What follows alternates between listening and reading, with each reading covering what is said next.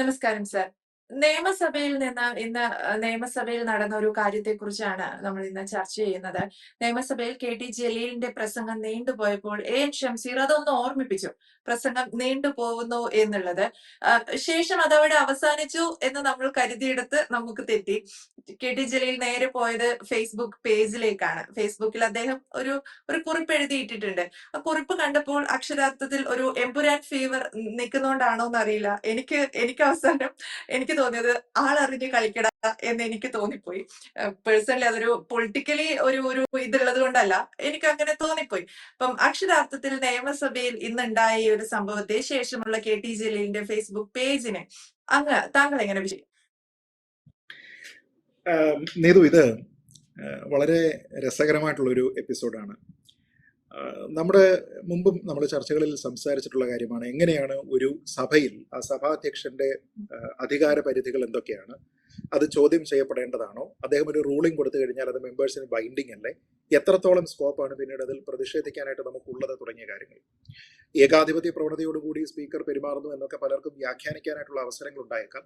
പക്ഷേ എങ്കിൽ പോലും ഒരു സഭ കൃത്യമായിട്ട് കൊണ്ടുപോകണമെങ്കിൽ എവിടെയൊക്കെയാണ് ചെക്സ് ആൻഡ് ബാലൻസസ് വേണ്ടത്, എവിടെയൊക്കെ ആൾക്കാരെ അനുവദിക്കണം, എവിടെയൊക്കെയാണ് പരിധികൾ നിശ്ചയിക്കപ്പെടേണ്ടത് തുടങ്ങിയ കാര്യങ്ങളുമായി ബന്ധപ്പെട്ട് ഒരു പാർലമെന്ററി പ്രൊസീജിയർ ഉണ്ട്. അത് ഒരു നിയമസഭയാണെങ്കിലും അതുണ്ട്, അതേപോലെ തന്നെ പാർലമെന്റ് ആണെങ്കിലും അതുണ്ട്. കാരണം അതൊരു സഭ നിയന്ത്രിക്കുന്നതിന്റെ ഭാഗമായിട്ടുണ്ടാക്കുന്ന ഗൈഡ് ലൈനുകളാണ്.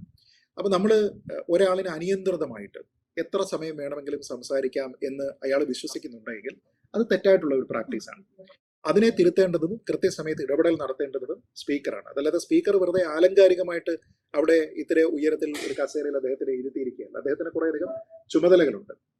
അപ്പോൾ ശ്രീ എ.എൻ. ഷംസീർ അവിടെ സ്പീക്കറായിട്ടിരിക്കുകയാണ്. അദ്ദേഹം ശ്രീ ജലീൽ സംസാരിച്ചു പോകുന്ന സമയത്ത്, അത് വളരെ പ്രധാനപ്പെട്ട ഒരു വിഷയമാണെന്ന കാര്യത്തിൽ തർക്കമില്ല, സ്വകാര്യ സർവകലാശാല ബില്ലാണ്. അപ്പോൾ അതിന്റെ ചർച്ചയിൽ അദ്ദേഹം പങ്കെടുത്ത് സംസാരിക്കുന്ന സമയത്ത് അദ്ദേഹം സുദീർഘമായിട്ട് സംസാരിച്ചു. അദ്ദേഹം സുദീർഘമായി സംസാരിക്കുകയും അദ്ദേഹം ആ പ്രസംഗം അവസാനിപ്പിക്കാനുള്ള ഒരു ലാഞ്ചന പോലും കൊടുക്കാതിരിക്കുകയും ചെയ്യുന്ന സമയത്താണ് സഭാനാഥനായിട്ടുള്ള ശ്രീ എ.എൻ. ഷംസീർ അവിടെ ഇടപെടൽ നടത്തുന്നത്. ഇടപെടൽ നടത്തുകയും അദ്ദേഹത്തിന് വാണിംഗ് കൊടുക്കുകയും അവസാനം അദ്ദേഹത്തിന് മൈക്ക് ഓഫ് ചെയ്യുന്നത് പോലെയുള്ള ഒരു ഘട്ടത്തിലേക്ക് എത്തുകയും ചെയ്തു. നമ്മൾ നോക്കിക്കഴിഞ്ഞാൽ ആവറേജ് ഈ വിഷയവുമായി ബന്ധപ്പെട്ട് മറ്റ് പല സാമാജികരും സംസാരിക്കുമ്പോൾ അവരൊക്കെ എടുത്തിരുന്നതും അവർക്ക് അനുവദിക്കപ്പെട്ടിരുന്നതും 10 മിനിറ്റ് സമയമാണ്. ഇപ്പൊ ജലീൽ ചെയ്തിരിക്കുന്നത് ശരിയാണോ അല്ലയോ എന്ന് ന്യായീകരിക്കുന്നതിന് വേണ്ടിയിട്ടാണ് ഇപ്പോൾ നീതു തന്നെ പറഞ്ഞതുപോലെ എമ്പുരാൻ സ്റ്റൈലിൽ അല്ലെങ്കിൽ ലൂസിഫർ സ്റ്റൈലിൽ അദ്ദേഹത്തിന്റെ ഒരു പോസ്റ്റ് ഇവിടെ വന്നിരിക്കുന്നത്. ആ പോസ്റ്റിൽ ഒരു സ്വയം പുറത്ത് തട്ടുന്ന രീതിയിലത്തേക്കുള്ള, സ്വയം അഭിനന്ദിക്കുന്ന രീതിയിലത്തേക്കുള്ള ഒരു കാര്യമാണ് അതിൽ അദ്ദേഹം പറഞ്ഞിരിക്കുന്നത്. നമ്മൾ ആ പോസ്റ്റിലേക്ക് പോകുന്നതിന് തൊട്ട് മുമ്പ് ആ പോസ്റ്റിനോടൊപ്പം അദ്ദേഹം ചേർത്തിരിക്കുന്ന വീഡിയോ പരിശോധിക്കും. 17 മിനിറ്റ് 40 സെക്കൻഡ് ഉള്ള വീഡിയോ. മറ്റുള്ള ആൾക്കാർ, അതായത് ഒരു മെമ്പറിന് സംസാരിക്കാനായിട്ട് 10 മിനിറ്റ് അനുവദിക്കപ്പെട്ടിട്ടുള്ളത് എങ്കിൽ 17 മിനിറ്റ് നിങ്ങൾ സംസാരിച്ചു എങ്കിൽ അതിനർത്ഥം സ്പീക്കർ നിങ്ങളോട് കുറച്ച് ലീനിയൻസി കാണിച്ചു എന്നാണ്.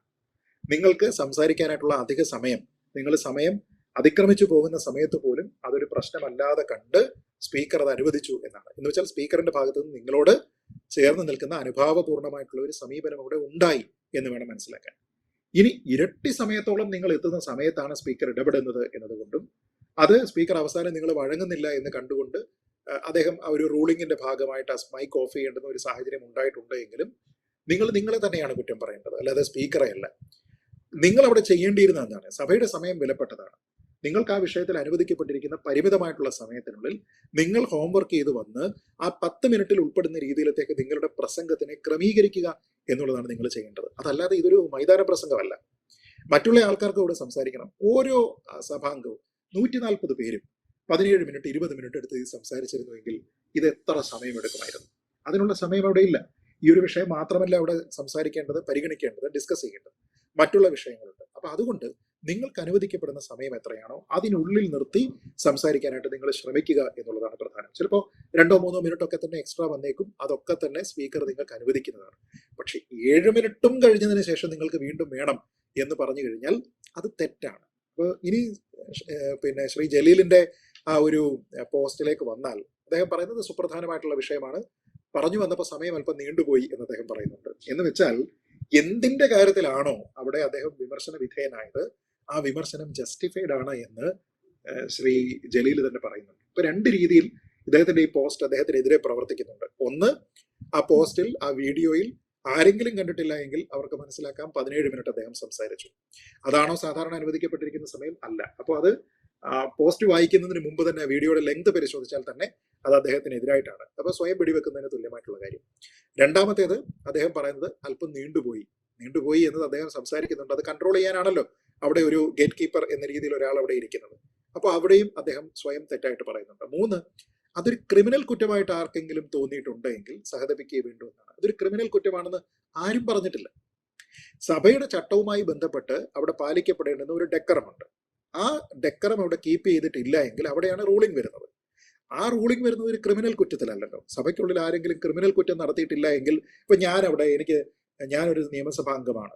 ദേശീയ ഗാനം പാടാനുള്ള അവകാശം നമുക്ക് എല്ലാവർക്കും ഉണ്ട്. അത് കേൾക്കുന്ന സമയത്ത് നമുക്ക് എല്ലാവർക്കും വലിയ ദേശസ്നേഹം ഉണ്ടാകണം, നമ്മൾ എണീറ്റ് നിൽക്കണം എന്ന് കരുതി ഞാൻ സാമാജികനാണെങ്കിൽ ഞാൻ അവിടെ വന്നിട്ട് സഭാ നടപടികൾ നടക്കുന്നതിനിടയിൽ ഒരാളെ ചോദിച്ചു കഴിഞ്ഞു ഇരുന്നു, അല്ലെങ്കിൽ വിശദീകരണം നടത്തിയിരുന്നു, ഞാൻ അങ്ങോട്ട് എണീറ്റ് നിന്നിട്ട് അവിടെ ദേശീയ ഗാനം അങ്ങ് ചൊല്ലുകയാണെങ്കിൽ എന്തിരിക്കും?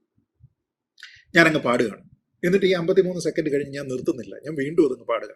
അപ്പൊ എന്ത് ചെയ്യും? ഞാൻ പാടുന്ന അത്രയും നേരം ഈ സഭയിലുള്ള ആൾക്കാരെല്ലാവരും തന്നെ എണീറ്റ് നിൽക്കണമെന്നാണോ? കാരണം ഇത് ക്രിമിനൽ പ്രവൃത്തിയല്ല. പക്ഷെ ആ സഭയുടെ ഡെക്കറത്തിന് ചേരുന്നതാണോ അല്ലയോ എന്നുള്ളതാണ് ചോദ്യം. സ്പീക്കർ ഇടപെട്ടേ മതിയാകൂ. സ്പീക്കർ ഇവിടെ റൂളിംഗ് കൊടുക്കണം. എന്തിനാണ് ഇപ്പോൾ ഇത് ഇവിടെ ആലപിക്കുന്നത് എന്നുള്ള ചോദ്യം അവിടെ ഉണ്ടാകണം. അപ്പൊ അതിനർത്ഥം അത് ക്രിമിനൽ പ്രവൃത്തി ഉണ്ടെങ്കിൽ മാത്രമേ നിങ്ങൾ സഭയിൽ ചെയ്യുന്നത് തെറ്റാകൂ എന്ന അർത്ഥമില്ല. അപ്പൊ അതുകൊണ്ട് ഇത് ക്രിമിനൽ പ്രവൃത്തിയാണ് എന്ന് ആർക്കെങ്കിലും തോന്നിയെങ്കിൽ ആരെങ്കിലും പറഞ്ഞോ? ഷംസീർ പറഞ്ഞോ നിങ്ങൾ ഈ ചെയ്യുന്നത് ഒരു ക്രിമിനൽ ആക്ട് ആണ് എന്ന് പറഞ്ഞോ? ഇല്ല. ആരെങ്കിലും പറഞ്ഞോ? ഇല്ല. ഇനി ജലീലിന് സ്വയം അത് തോന്നുന്നുണ്ടെങ്കിൽ വീണ്ടും അദ്ദേഹത്തിനെ തന്നെ കുറ്റം പറഞ്ഞേ മതിയാകും. അദ്ദേഹം അവിടെ ചെയ്തിരിക്കുന്നതിൽ ഇടപെട്ടിരിക്കുന്നത് സഭാ നടപടിക്രമത്തിന് വിരുദ്ധമായി അദ്ദേഹം പ്രവർത്തിച്ചു എന്നതുകൊണ്ടാണ്. അതൊരു ക്രിമിനൽ കുറ്റമല്ല. പക്ഷെ സഭയുടെ ഡെക്കറം മെയിൻറ്റെയിൻ ചെയ്യുന്നതിന് വേണ്ടിയിട്ടുള്ള വടിയും ചുറ്റികയും ഒക്കെ ആയിട്ട് ഇരിക്കുന്ന ഒരാളിനെ സംബന്ധിച്ചിടത്തോളം വടിയെടുക്കുകയേ നിവൃത്തിയുള്ളൂ. അപ്പൊ അതിന്റെ ഭാഗമായിട്ട് അദ്ദേഹം വടിയെടുത്തതിന് ശേഷം ഓഫ് ചെയ്യാൻ പറഞ്ഞു. എന്നിട്ട് അങ്ങനെ ചെയ്തിരിക്കുന്ന ഒരാളിനോട് സഹതപിക്കുകയേ നിർവാഹമുള്ളൂ എന്ന് പറഞ്ഞാൽ എനിക്ക് സത്യം പറഞ്ഞാൽ സഹതാപം ജലീലിനോടാണ്.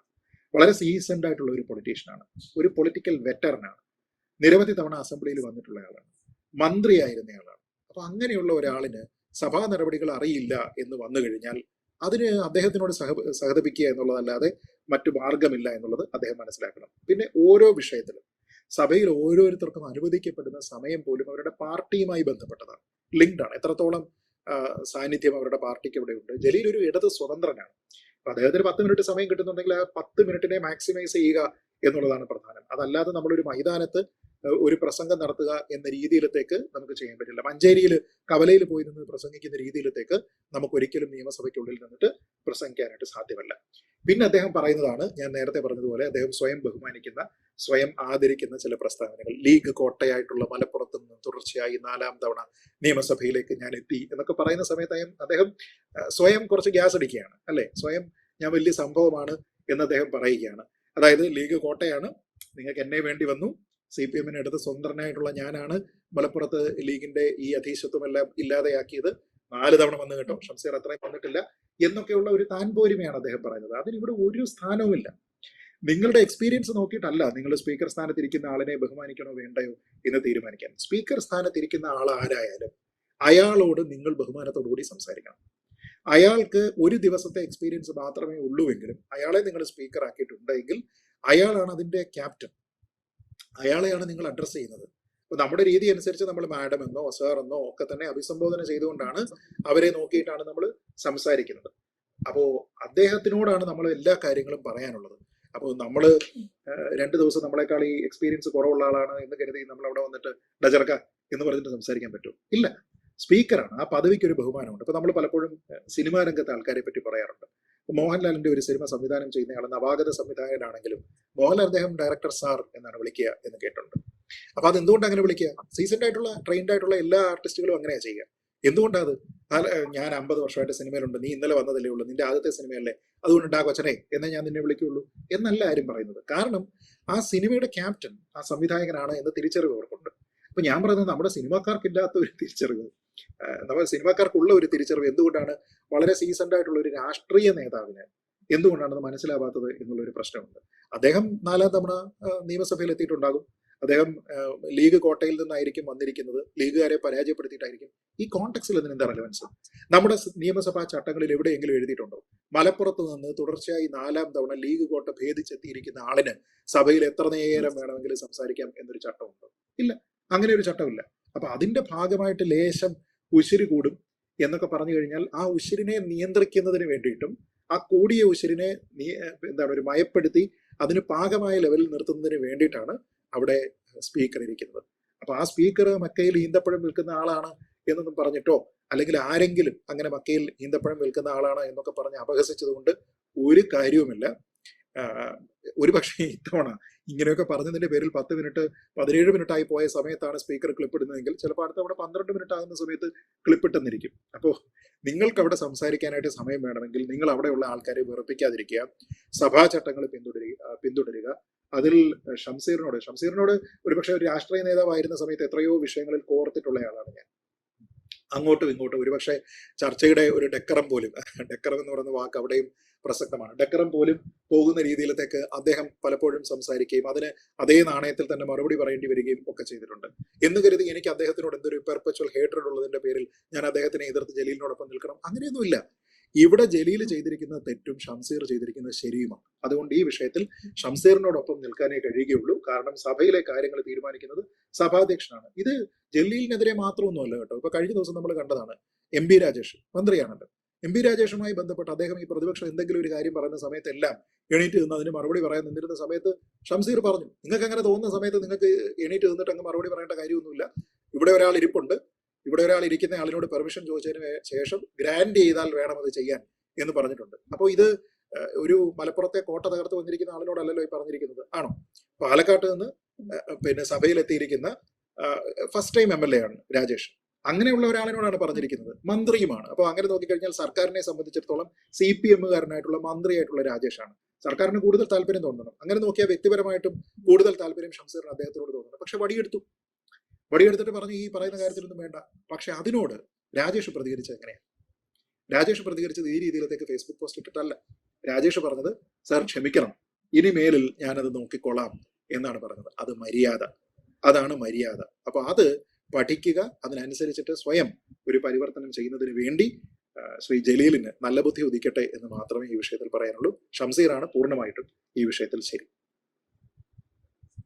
വ്യക്തമാണ് സാർ, താങ്ക് യു. കൂടുതൽ വാർത്തകളും വിശേഷങ്ങളും നിങ്ങളിലേക്ക് എത്താൻ ABC മലയാളം സബ്സ്ക്രൈബ് ചെയ്യുക, ബെൽ ബട്ടണും അമർത്തുക.